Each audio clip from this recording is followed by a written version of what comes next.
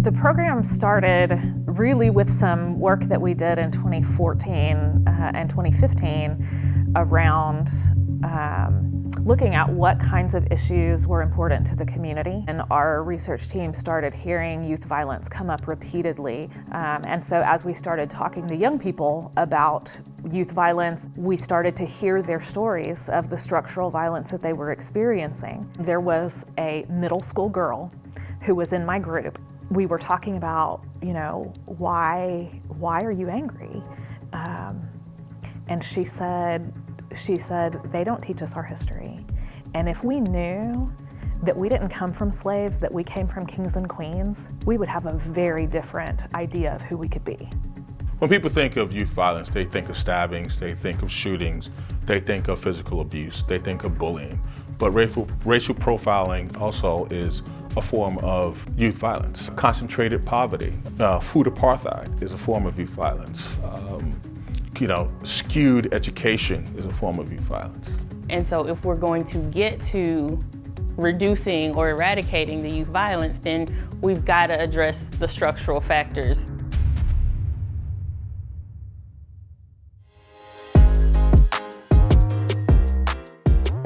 As an agency, what we do is we do a good job of listening.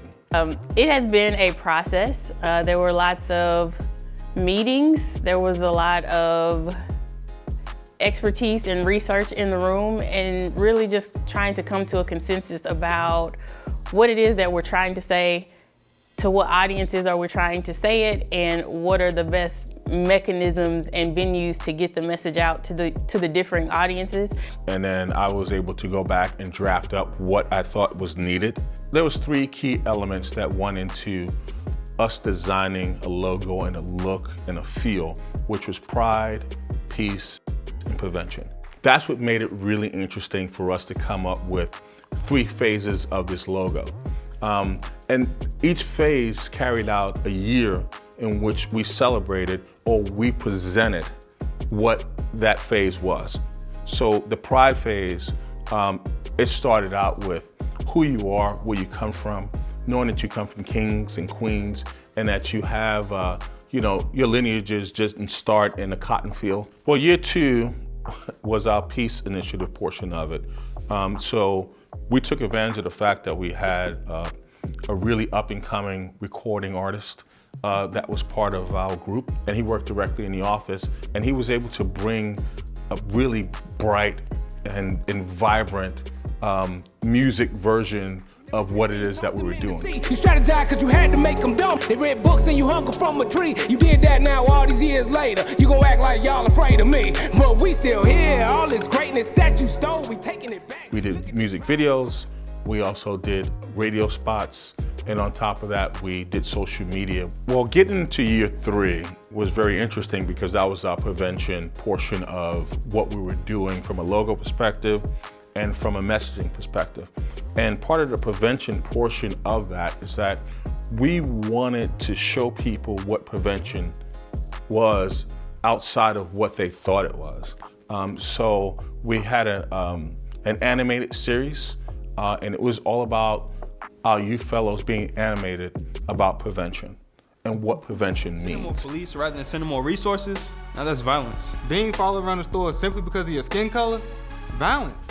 We try to make it engaging. We try to make it interesting. We want to have consumers go, what is that? And then when they see it, they go, I get it. I don't honestly think that we could have done it with a different agency, both because of Bill's expertise, but also because of his understanding of the issues that we were trying to address. It has to be meaningful, and it has to be meaningful for the consumer. It has to be meaningful for these young people that we're talking to. It has to be meaningful to my clients.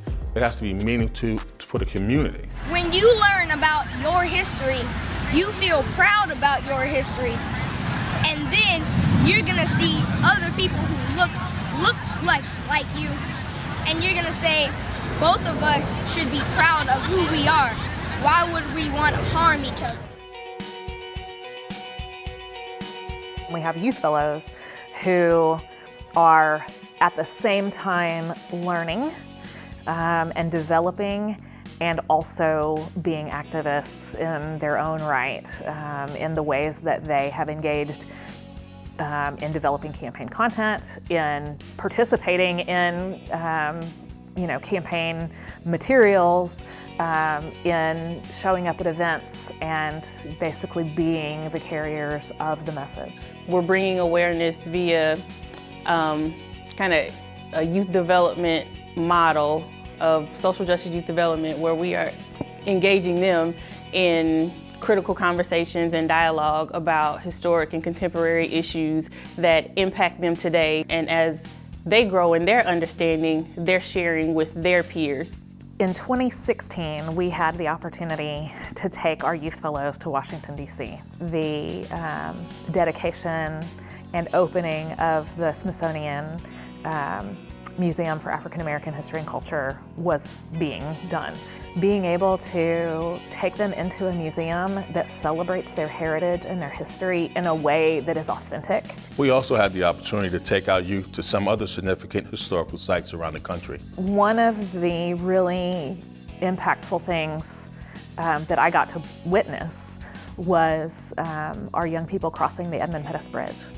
They were walking where they knew that young people before them had walked fighting for the same thing. We got to meet people who were there on Bloody Sunday, getting to hear from them their experiences while our young people were standing there by the bridge in the same exact spot. That's life-changing. This is history that we don't know. This is history that we've never been taught. This is history that's been censored in school. This is history that we must learn, and this is history that we can never forget. A lot of youth violence doesn't start with youth itself. It starts with the people around them and what they're being taught.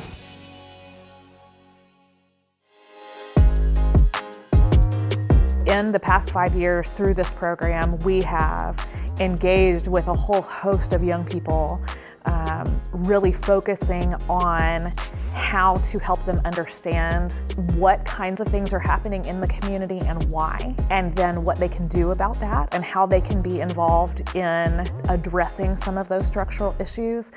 We can't do this by ourselves. We need everyone's collective energy to go ahead and tackle youth violence. We're just at the tip of the iceberg, right? Like we've just gotten started, and we're seeing some of the results of what this campaign has brought awareness to. And because we chose to stand in some pretty difficult places, we've been able to say some pretty difficult things and have people digest it whether they wanted to or not. That has shifted some things in community for the better. And in Louisville, people are talking about structural violence. The mayor's talking about systemic racism.